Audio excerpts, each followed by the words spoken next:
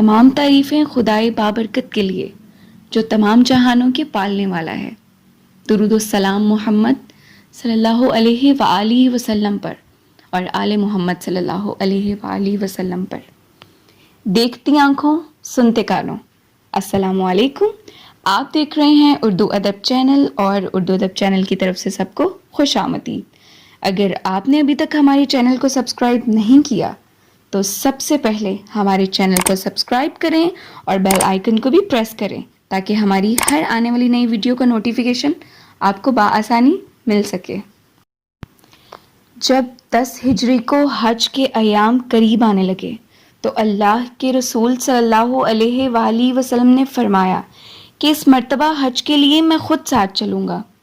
تو بس اللہ کے رسول صلی اللہ علیہ وآلہ وسلم کے عشق میں دور دور سے ہزاروں لوگ یہ سن کر خانہ کعبہ کی طرف دوڑ پڑے کہ اللہ کے رسول صلی اللہ علیہ وآلہ وسلم کے ساتھ حج کرنے کا موقع نصیب ہوگا۔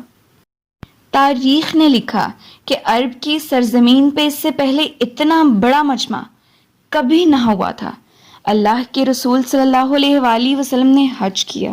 خانہ کعبہ کے طواف کے بعد جب مدینہ کی طرف رواں ہوئے تو مدینہ اور مکہ کے بیچ میں وادی غدیر پر اللہ نے یہ وحی نازل کی کہ اے رسول صلی اللہ علیہ وآلہ وسلم، دے دو یہ پیغام جو تم پہ لازم کیا گیا۔ اگر آج یہ پیغام نہیں دیا تو سمجھ لو کہ تم نے رسالت کا کوئی کام انجام نہیں دیا۔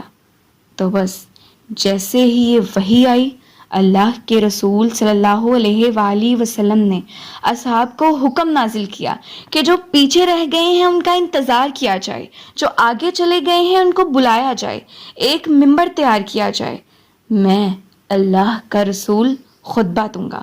تمام اصحاب دوڑتے دوڑتے آئے، اللہ کے رسول صلی اللہ علیہ وآلہ وسلم کی خدمت میں آئے تو اللہ کے رسول نے خطبہ دیا کہ تمام تعریفیں اس اللہ کے لیے جو ہر چیز کا خالق و مالک ہے۔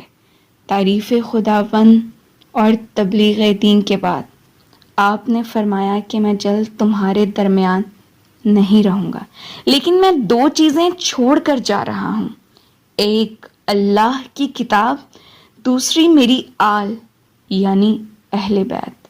اگر ان کے دامن کو تھامے رکھا تو کبھی بھی گمراہ نہیں ہوگے، اور آ کے مجھ سے حوض کوثر پہ ملاقات کرو گے۔ اور پھر علی ابن ابی طالب علیہ السلام کو منبر پہ بلایا اور تمام اصحاب سے کہا کہ بتاؤ میں کس کس کا مولا ہوں۔ سب نے کہا یا رسول اللہ صلی اللہ علیہ وآلہ وسلم، آپ ہم سب کے مولا ہیں۔ پھر آپ نے علی کا ہاتھ بلند کرتے ہوئے بتایا، من کنت مولا ہو فہذا علی مولا، جس کا میں مولا ہوں میرے بعد اس کا یہ علی مولا۔ غدیر کی فضا مہک گئی، سب علی علی کہنے لگے، کوئی مبارکباد دینے لگا، کوئی خوشی سے جھومنے لگا۔ اللہ کے رسول صلی اللہ علیہ وآلہ وسلم نے امام علی علیہ السلام کا ماتھا چوما اور فرمایا، جو اس علی کا دشمن وہ میرا دشمن، اور جو میرا دشمن وہ اللہ کا دشمن، جو اس علی کا دوست وہ میرا دوست، اور جو میرا دوست وہ اللہ کا دوست۔ اے اللہ اس پر لعنت کر جو دل میں علی کے لیے دشمنی رکھے، اے اللہ اس پر رحمت نازل فرما جو اس علی سے پیار رکھے۔